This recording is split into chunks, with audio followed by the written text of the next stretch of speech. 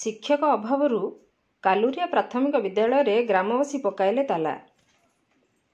ढेंकानाल जिला गोंदिया ब्लॉक कालुरिया ग्राम सरकारी उच्च प्राथमिक विद्यालय शिक्षक पदवी पूरण करने दाबी ग्रामवासी माने ताला पकाइछन्ति। सूचना अनुसार एही पुरातन विद्यालय प्रथम रु अष्टम श्रेणी पर्यंत 8टी श्रेणी रे 163 जन छात्र छात्री पाठ पढ़ुछन्ति। विद्यालय 7 जन शिक्षक रहिबा स्थले 6 जन रे दीर्घ दिन होला शिक्षादान चलिथिला, किंतु गत वर्ष एठारु जड़े शिक्षक को डेपुटेशन पठाई जाइथिबा बेले चलित वर्ष अगस्ट मासरे आउ जड़े शिक्षक को एठारु अन्यत्र डेपुटेशन पठा जाइथिबारु विद्यालय 8टी श्रेणी को 4 जन शिक्षक रहिबा जोगु शिक्षादान रे बाधाप्राप्त होला। फल छात्र छात्री अभिभावक माने असंतोष प्रकाश करथिले। ग्रामवासी माने गत 9/9/24 तारिख रे माननीय मुख्यमंत्री समेत समस्त ब्लॉक और जिला प्रशासन को चिठी माध्यम अवगत करथिले। कौनसी कार्यानुष्ठान न नियाजिबारु आज सकाळ 10टा समय छात्र छात्री अभिभावक ग्रामवासी माने विद्यालय सम्मुखें ताला पकाई धारणा बसिथिले।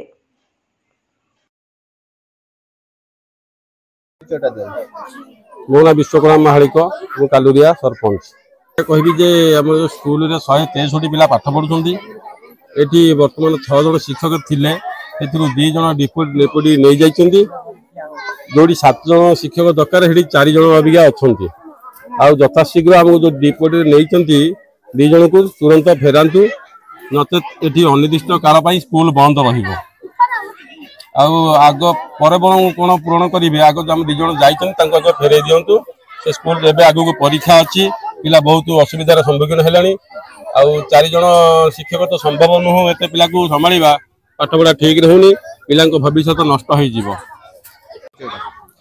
रोजालिन यादव कालुरिया विद्यालय चेयरमैन सर आम कहवाई चाहूँगी जे आम बीओ सार को डीओ सार को आम आगे इनफर्मेशन देलु जे आम विद्यालय 7 जन शिक्षक निहाती आवश्यक, कि आम 6 जन शिक्षक थे, किंतु बदल से 2 जन शिक्षक को डेपुटेशन नहीं गले। आम विद्यालय बर्तमान 4 जन शिक्षक रही आम 163 पिला केमी आम शिक्षादान आम सुचारू रूप से ये पारनी। तेणुक आम आज से दाबी आम स्कूल गेट बंद करूँ।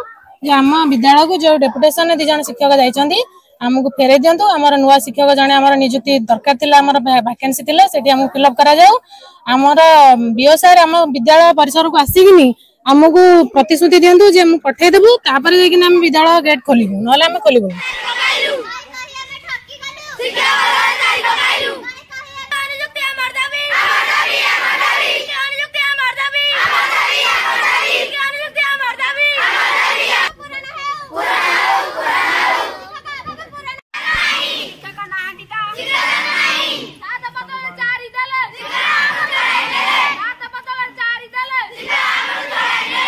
विद्यालय कालुरिया छात्र सर्वेश्वर साहू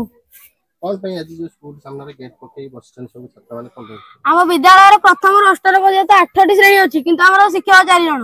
आम गोटे क्लास रे 2 जन बसा होची। आमर गोटे पीरियड पढ़ा 3टा पीरियड फांका रोची। आमको शिक्षक दरकार, शिक्षक न पाइला पर्यंत आम गेट उठिबुनी कि गेट ताले फिटेबुनी। आमर पीरियड फांका पड़ुची, आम परीक्षा देबु केमती, पढ़िबु केमती। मो ना हूँ प्रज्ञा प्रियदर्शिनी बेहरा, हूँ सरकारी उप प्राथमिक विद्यालय कालुरिया। कहीं टीचर कम अच्छा छुआ मैंने पाठ पढ़ी पार ना, छुआ मान को पाठ पढ़ा टीचर भी नहांती। आम क्लास रे पीरियड पे अधा बाकी रोचे, आम के पाठ पढ़ू पढ़िया के देबू। आमको निहाती 3 जन टीचर दरकार, आमको टीचर दरकार। जदि आमको टीचर ना मिल आम ये उठबुन कि आम गेट ताला फिटेबुन। दीर्घ 1 घंटा पर गोंदिया बीओ विद्यालय प्रधान शिक्षक अंतर्जामी महालिक को लिखित चिठी माध्यम जड़े शिक्षक डेपुटेशन रद्द करी पुनश्च स्कूल को फेराई दिजापी जणाइले। परे विद्यालय ताला खोल जाइथिला एवं छात्र छात्री माने निज निज श्रेणी को फेरिथिले।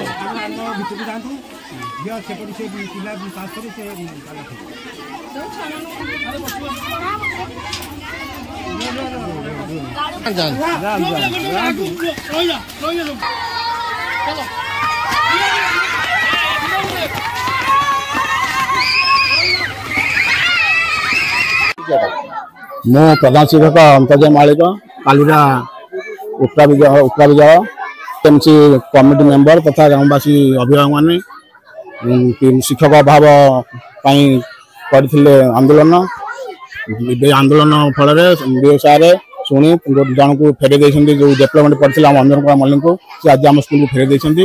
ସେମିତି କହିଛନ୍ତି। ତେଣୁ ଆନ୍ଦୋଳନ ବନ୍ଦ କରିବା ପାଇଁ ମୁଁ ଗ୍ରାମବାସୀକୁ ଅନୁରୋଧ କରୁଛି।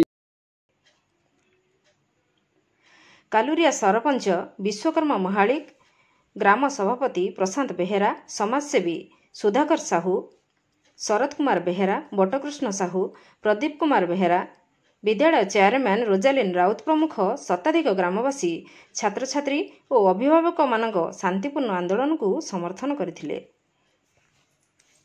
ଢେଙ୍କାନାଳରୁ ସୌମ୍ୟରଞ୍ଜନ ମହାନ୍ତିଙ୍କ ରିପୋର୍ଟ, ନାଗରାଜ ନ୍ୟୁଜ୍।